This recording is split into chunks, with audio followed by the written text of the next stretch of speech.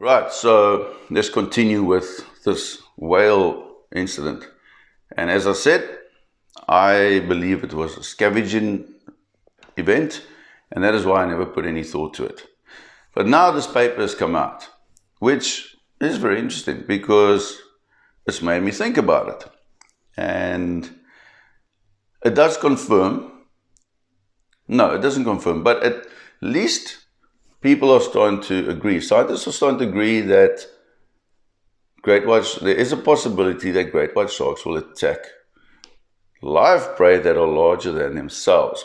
But I want to make it clear that my standpoint on this incident with the whale was that it was a simple scavenging event. But now, why I believed in the early 90s that great white sharks would attack prey larger than themselves is this. I looked at attacks on kayaks, and kayaks are often quite large objects. Many kayaks are 6 meters long. Many of them are quite wide. Some kayaks are 4 meters long.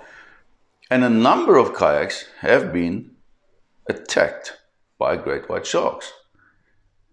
And the great white shark was very often much smaller in length than the kayak. Obviously, a 3 meter or 3.5 or 4 meter great white shark is infinitely heavier than a kayak. But this kayak is 6 meters long. And a great white shark has self-awareness because they have a social hierarchy, and one knows whether it's bigger or smaller than another animal. So you've got a kayak moving across the water. And as far as the shark's concerned, it's alive, it's making noise, it's moving. So it's moving in a direction. The great white shark knows it's moving. Great white shark knows that it's not just an inanimate stationary object. If that kayak is just drifting motionless on the water without any movement, the chance of a great white shark coming up and biting it or attacking it is almost zero. The shark would come up and investigate it because they're very curious animals, and would come and bump it maybe, or swim around it for a few times. And if it was really curious, it might mouth it and put a few scratch marks into it. But when that kayak is moving across the water and the guy's paddling and those paddles are making the sound of, it's putting up pressure waves, it's giving the impression that this is a live object. And it is alive because there's a human inside it. So it is a live object in a sense.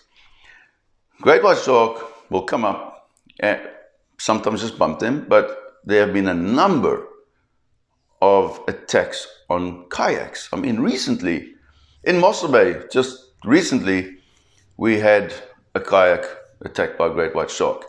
Off California, from what I remember years ago, and this is actually the incident that got me going. A husband and wife, or boyfriend and girlfriend, went kayaking, and they never came back, but one of the kayaks was found with a massive bite mark out of it. But most of these kayaks are actually attacked by sharks that are much smaller in length than the kayak. So a 3.5 meter great white shark will often come up and attack a kayak. And so therefore, I believe that they are able and willing to attack prey larger than themselves. And a kayak, to me, would represent a prey item that is pretty healthy. But there may be other factors that are coming into that I don't understand, or we don't understand yet. But just to be very logical and basic, here's the thing on the surface. White shark looks at it. It could be orange, it could be white, it could be green. And the shark knows that it's something strange. And it comes up and attacks it, which is quite a thing for the shark, because there's a lot of conjecture that great white sharks are all about mistaken identity. No, there's no mistaken identity there. It's a shark and there's prey. And the shark decides to attack the prey. The kayak is just prey to the shark. It's not mistaking it as a very skinny 6 meter long seal. It's not mistaking it as an anorexic turtle that's 6 meters long. So all that stuff about mistaken identity, not all of it, but a lot of that stuff is nonsense. The great white shark is a predator and that's prey, and it's simple as that. We don't have to become Freud to understand this.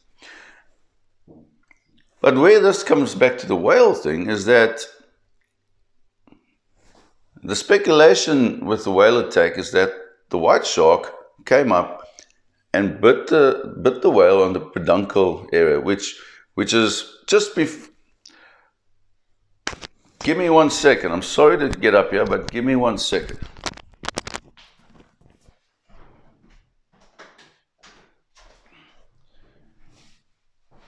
I am back. So, for those of you that don't understand terminology or whatever, you have a precaudal peduncle area, which is here, okay, on a great white shark. So that's peduncle area. And actually, on a great white shark, there's a little, it's not on this model, but there's a little notch there. And it's actually called a precaudal notch and in the peduncle area. And this great white shark came up and bit this whale in this specific area just before the fluke. And there are a lot of blood vessels in that area. And because it's the narrowest part of the whale, it could make sense that the white shark was and this is where it becomes clever. And it resonates with my statement in the early 90s that great white sharks will attack prey larger than themselves. And now I still believe that was carrion. It was just carrion. But this paper that Sasha wrote, they discuss the fact that the shark grabbed the whale, and now obviously there's a shark, grabbed the whale here in this area where obviously it's thinnest, it's the narrowest part of the whale, and there's a lot of large blood vessels in that area. So it could have been the shark smartly biting the whale in that area in order to get to those blood vessels and bleed the whale out as quickly as possible. And that is very, very interesting because that takes thought. Now, I don't believe for 1 second that great white sharks go around attacking baleen whales. I don't believe that healthy baleen whales, or even a half-healthy baleen whale, or even a baleen whale with a hangover, I don't believe that great white sharks will ever go and attack a baleen whale like that. But, so that's why I still say this was just a scavenging event.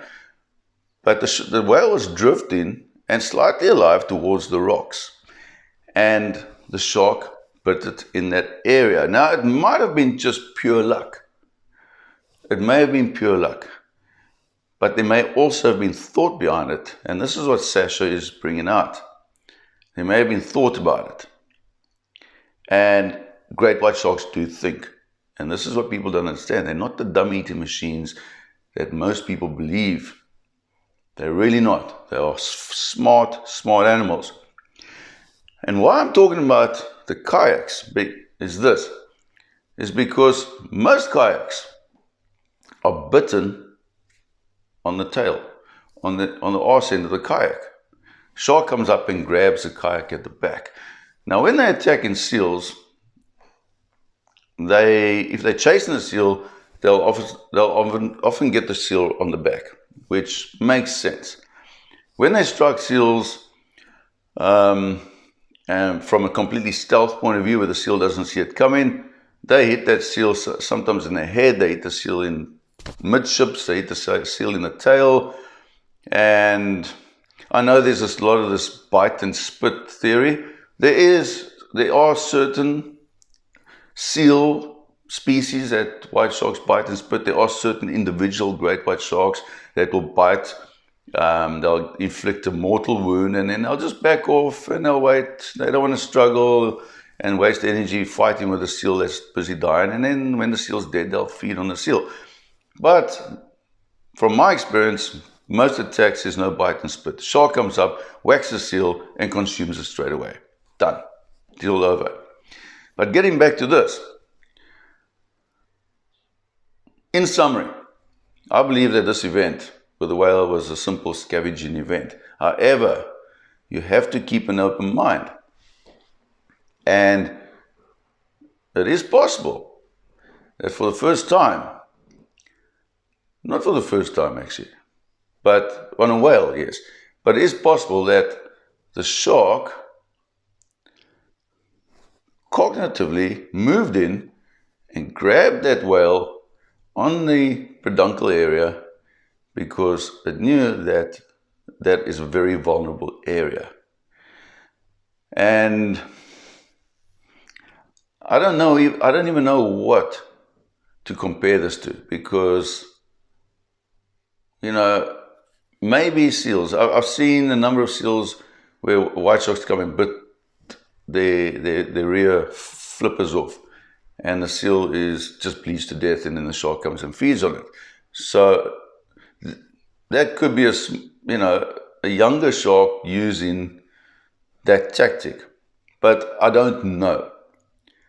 However, as I say, there could have been thought behind this, where the shark came in, grabbed the peduncle area of that whale because it knew that there was a vulnerable area. But I don't know, and I don't think anybody can prove it or disprove it at this point.